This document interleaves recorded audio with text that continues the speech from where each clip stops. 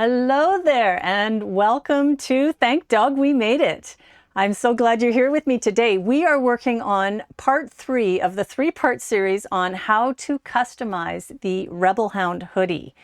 So let me just show you the picture here of the Rebel Hound hoodie. This is the jacket that we've been working on for the last 3 weeks, or the last 2 weeks, and then today we're going to finalize it. We're going to be increasing the length on the jacket itself. So the jacket itself is designed to only go 3/4 of the way down the dog's body. It's a bit more of a top than a full-length coat. That's the way it's designed. But you may want to increase this so that it goes all the way down and covers the body, right down to the tail, or perhaps you may want to even shorten it more and have it come up a bit more of a crop top, just make it really like a top. This is just designed to be 3/4 of the way through the body. So what we're going to do today is we're going to look at how to lengthen this or to shorten this so that it comes to a different position on the dog's back. We are going to be just looking at the 2 parts of the pattern that affect the length of the coat, and that is the back portion and the front portion of the pattern.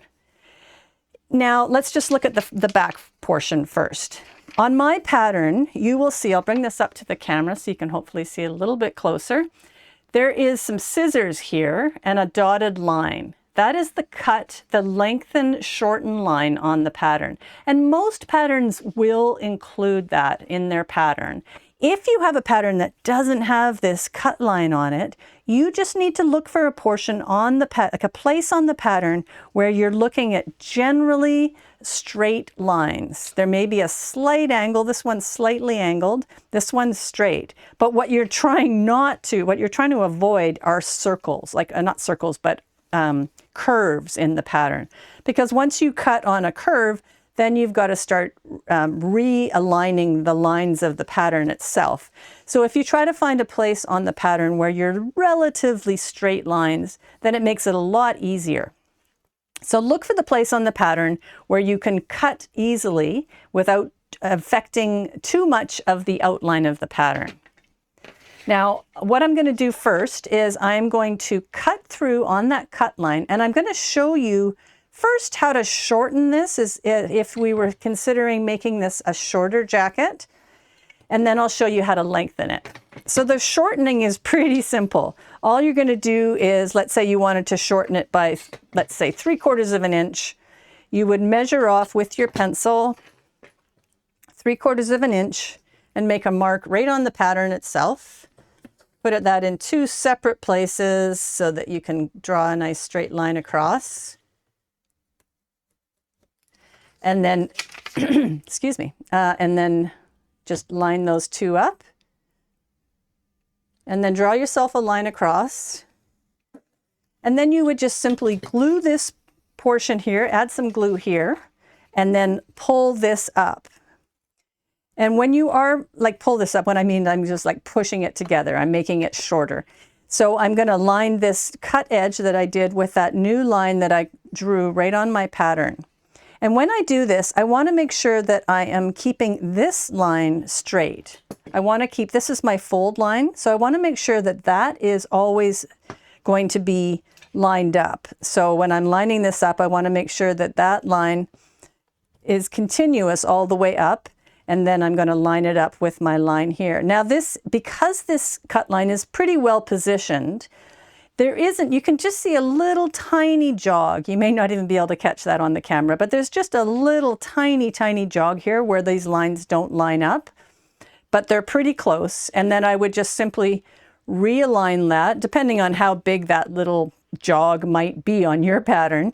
Then you would just line up that point where the pattern starts and that point where it ends, and then I would just draw a brand new line across there. That is how you would shorten the pattern. What we're going to do is actually lengthen the pattern. So I'm going to spread this to make extra space in here. So I'm going to add an extra inch in here. When you measure your dog, you may have completely different measurements. So measure your dog first. Make sure you follow some kind of a measuring guide. I've got a full measuring video that you can watch that walks you through the steps of measuring your dog's back and the withers and all the different measurements that we do in this. But once you've got that measurement, that's how you're going to figure out how to adjust your pattern. So I'm going to add an extra inch in here.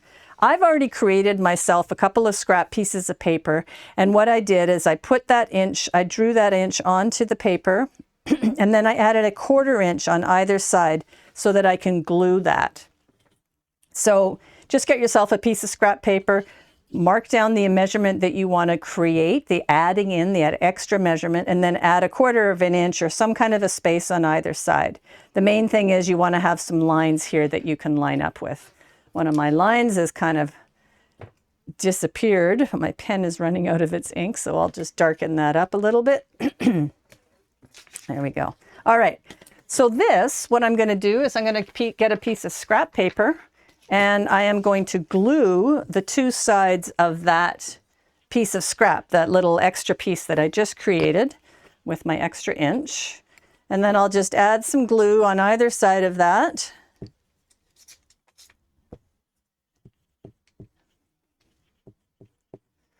And then I'm going to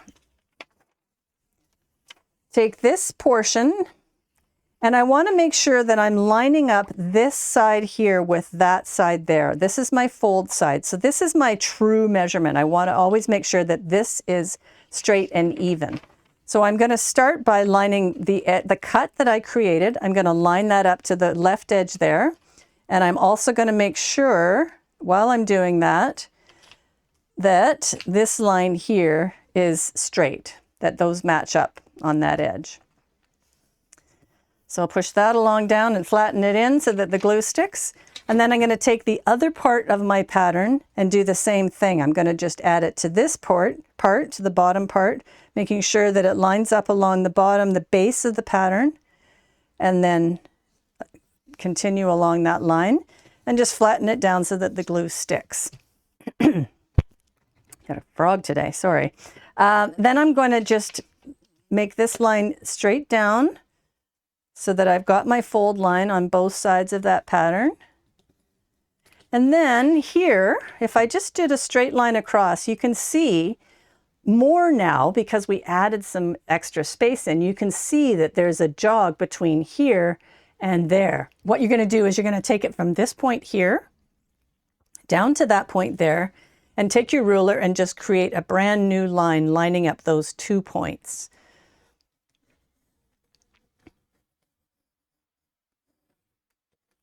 And then you would do the same thing for your seam allowance if your pattern has a seam allowance on it, like mine does. Mine is a 3/8 inch seam allowance, so I'm just going to continue that along so that I have a seam allowance that I can cut off. Okay, so now I've got the new edge on my my back side. I'll just cut off that excess piece that I don't need anymore.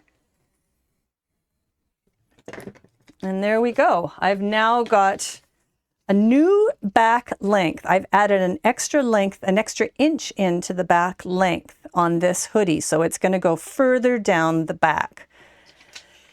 When I do that, it's really important that I also do the same change to the front. And the reason is, you can see on here, you got a C. Let's bring it up to the camera a little bit closer so you can hopefully see. It says C to front. And so this portion here must match this portion here. You could see C, so we're matching the C's up. And you want it, this one's going to back and the other one's going to front. You want to make sure that these two sections are exactly the same length. So it's really important that you do the same change here. So we're going to do the same thing. We're going to cut along that cut line that's on the pattern. And again, if you don't have a cut line on your pattern, just find the place where it's relatively straight, that you've got flat edges on either side.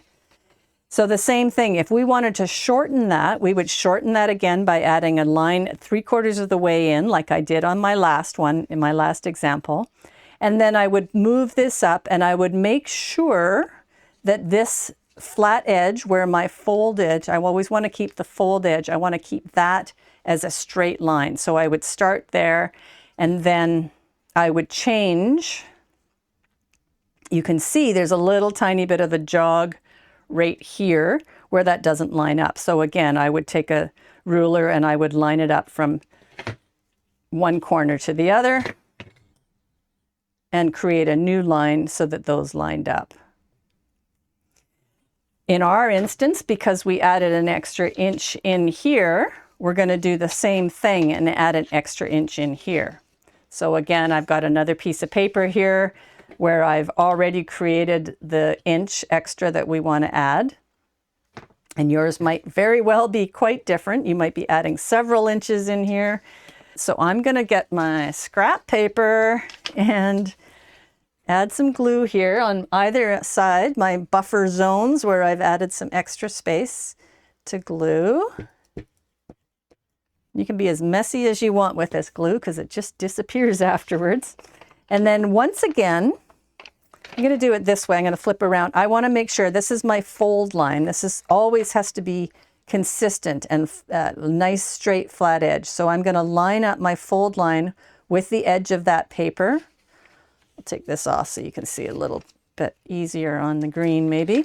So I'm going to line that edge with that flat edge there so that that lines up first, and then just kind of pivot it so it sits into position along, making that line line up with the line on my piece of scrap paper.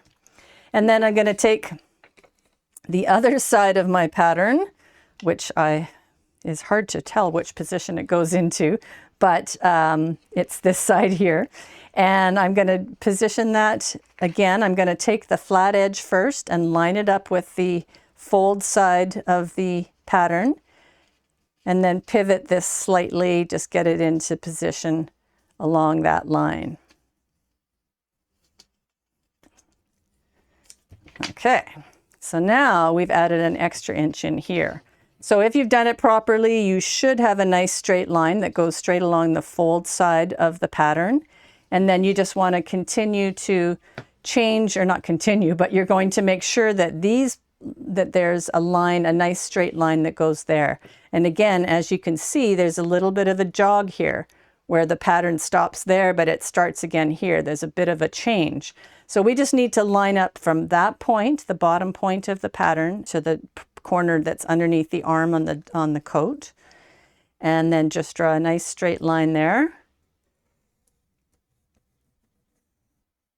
And then I'm going to do the same thing with my seam allowance. I've got a 3/8 inch seam allowance. I'm just going to line up those lines and then draw myself a new line for my seam allowance. And then I'm just going to cut that off. Got a nice sharp X-Acto knife. You can draw your knife right along to create a nice clean new edge. So now we've got a front piece and a back piece that have increased the length. And if you've done it properly, these portions should actually meet up. So what you've got is a nice smooth transition that's going from the waistband around the back. So that is it for customizing the back length. And let me just go to the photograph again of the dog coat so I can show you what we've done. So if we look at this coat itself, you can see that, as I said, it's a bit short on the back. And that's the whole idea here, is to create as much customization as you can so that you are making a jacket that fits your dog perfectly. This particular design is super baggy, so it gives you, like, there's a lot of ease in it, a lot of play in the jacket. It's not meant to fit the dog super, super tight. There's a lot of extra room in it. But you do need to be careful. You don't want to add too much extra room because then it starts to kind of fold and get uncomfortable. And also you don't want to have it too tight because then it starts to impinge the dog's movement. So being able to customize patterns is just such a lovely skill to build. And I've been working on this for the last 3 weeks on this particular Rebel Hound hoodie jacket, which is a bit more of a complex jacket because it has the front panel on it, it has sleeves, and it has the back panel. So there's 3 areas that you modify in this pattern.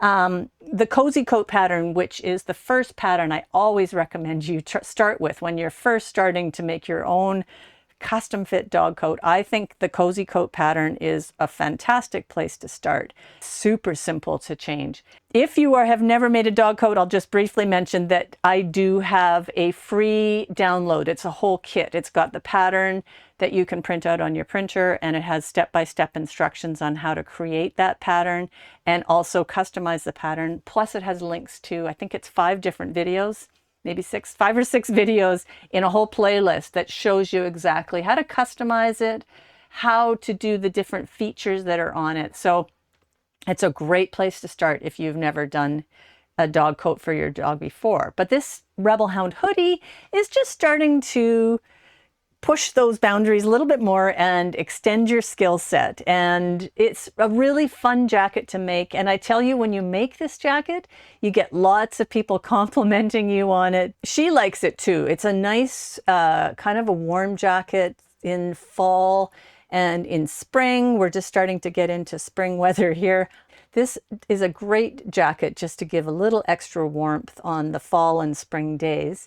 Or if you have a dog that runs really cold and needs a little extra layer of warmth all the time, this is just a great little cozy jacket to make for them. They can wear it around the house to keep warm as well. So again, this is the third of the 3-part series. And if you haven't caught the other 2 parts, there's down below in the description is a link to the full playlist so you can see all parts of this. There's also there's a link to the chart that I showed you, the measuring chart. So there's that. There's also a link to how to measure your dog. And what I'm putting together is a custom fit toolkit. So this, I'm really excited about this. This is coming out on February 15th. And what it's going to help you do is put together, basically what I've put together is an entire package that helps you to figure out how to customize just about any kind of pattern. The other thing that's got a link down below, just as I'm remembering it now, there is a link to the Rebel Hound hoodie pattern. So if you are interested in making this, you can make this pattern. And there's a link there for you to download that pattern as well. If you just simply want to go ahead and start making that pattern, you can start doing it right from that link. By all means, if you do have any questions, just add a question down below in the comments down below. I always answer them as quickly as I can. And again, if you want to send me photographs of a problem that you're dealing with right now, my email is down below in the description. You can send me that email and send me the photographs. All right, I am going to wrap this up for today. Thank you so much for joining me. If you have any questions, you know what to do. Please do follow me and give me a thumbs up on this video. It really does help to let me know that you are enjoying the stuff that I'm working on, but it also helps YouTube to know that this is a good video and that's something that people are actually getting information from. So that really helps a lot if you like my video, if you follow it, and hit the bell so that you know that when you subscribe, when a new video comes out or when I go live, you'll get a notification. All right, have a great week. Next week, we'll see you at 11 a.m. Pacific time on the same place, same channel. Have a great week. All right, bye-bye.